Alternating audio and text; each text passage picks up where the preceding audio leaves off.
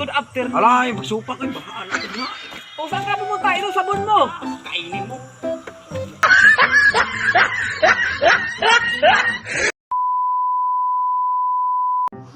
Halika nga dito.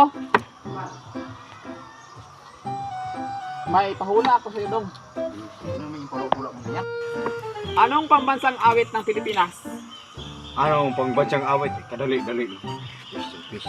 Question mo pang grade 1 man yan. Ano ang pambansang awit ng Pilipinas? Oh. Stupid love yan, oy.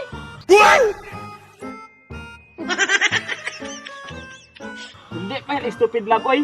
Ano pala? Stupid love yan, oy. Taan. Bro, magwag Hindi nga, yan stupid love. Ano pala? Anong kuan be? Awit be? Lupang hinirang man yun. Lupang hinirang. Hindi ka ba nang... Hindi man yun, stupid love.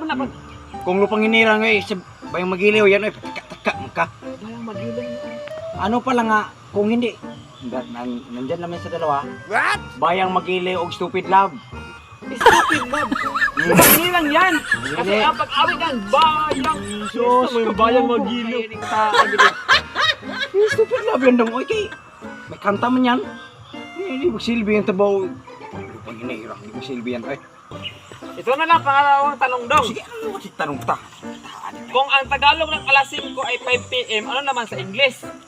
Kung ang Tagalog ng Alas 5 ay 5 p.m., ano naman sa Ingles?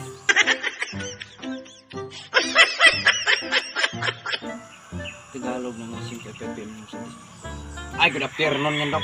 Ang layo-layo naman ang sagot mo. Morning man yan. Hindi ba silbi yan, sir? Good afternoon yan. Trabaho tayo, tanong-tanong pag sagutin. Hindi ang good afternoon kasi ang Wala Tagalog ng ka alas naman 5 ibang ay 5 naisip p.m. ba? Hindi man. Kadali-dali ng question mo, hindi ka man. Tama man yung sagot ko. Ay, Hindi talaga yan. Mali talaga yung sagot mo. Hindi talaga yan. wala ka namang ibang maisip kundi mali. Tama eh. Tama yung good afternoon mo yung tamang sagot. Hindi talaga yan. Mali talaga. Sige, ikaw kung tanong kain ka talaga nito. Hindi Sige. talaga. Mali Kung talaga. ang Tagalog na alas 5 ay 5 ano sa English?